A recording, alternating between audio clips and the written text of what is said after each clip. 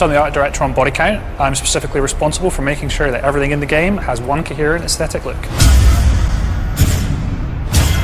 So in Bodycount, you've landed in a really torn up, war-torn world. It's an old world, it's a dying world. It's a very unusual way to start a game when we drop the parachute into what's effectively a very old sort of British colonial style town. And from that point on, all of the different stages that you go through are completely different to the last one.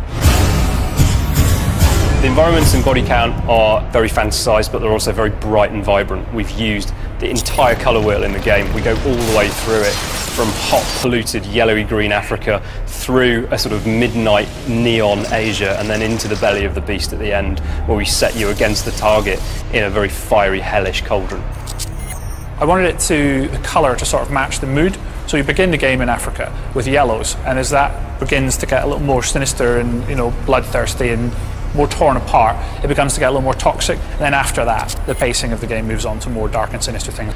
It was important for me that all these locations that we went to and visited, they had a sort of natural feel to them, and there was a visual narrative to a lot of the stages. I wanted to tell stories. It was important for me to make the world seem believable. So you'll see where the compound's been overrun like Zulu and people have smashed the bus through the door to get in, and this all goes towards explaining why a lot of the environments are abandoned and derelict. There's nothing left there other than war, so there's no moral ambiguity about killing absolutely everybody. So you're a soldier fighting for an organisation known as the Network. You think that you're being sent in to fight the good fight and mop up the conflicts around the world that the governments of the world don't want to take care of themselves. Now, as you get through the first act, it becomes apparent that someone else has been poking the hornet's nest and there's something else going on here. And that's where we introduce the target. The target are the real threat, they're the real bad guys.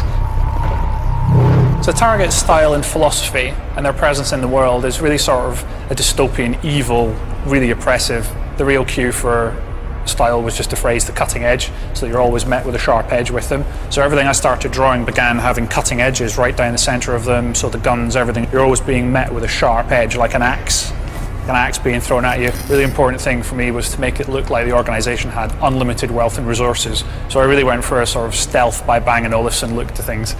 A lot of the reward for the player is the first time you come up against a target, and the buildings are going to be very tough, they're going to be very hard to get into. We get inside their building, and the initial frustration of not being allowed in is rewarded by the fact that you really do become a bull in a china shop for these things. They don't expect you to be inside, so you're able to completely destroy all the glasswork, all the ceramic things. Bodycount's AI is completely class-based, so the idea is that we've put these different classes together that operate in very different ways and have different behaviours. So, for example, we've got a medic in there who can revive fallen soldiers. We've got a scavenger who will steal the game's currency intel from you and stop you from getting access to your upgrades. We've got heavy tank classes. So lots and lots of different types of AI. But then on top of that, we've got three factions. So we've got the army and the militia, and then we've got the target hidden in the background. It was important for me that when we were making Bodycount that it had a handcrafted art look, and that extended to the characters as well.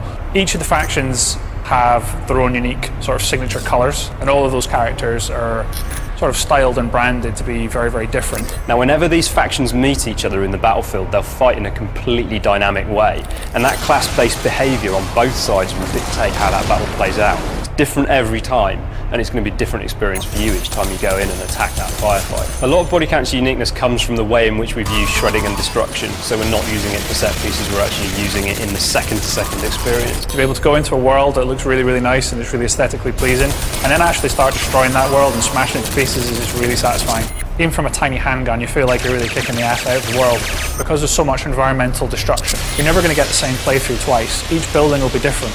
What makes Bodycount worthwhile for me, what makes it better in that sense, is the fact that we've stepped into some slightly different territory and we've produced a game that's got its own strong identity and doesn't deliberately set out to clone what other people have done. Bodycount's the best thing since sliced bread, before or after, assuming that you can actually destroy the sliced bread with a large heavy machine gun.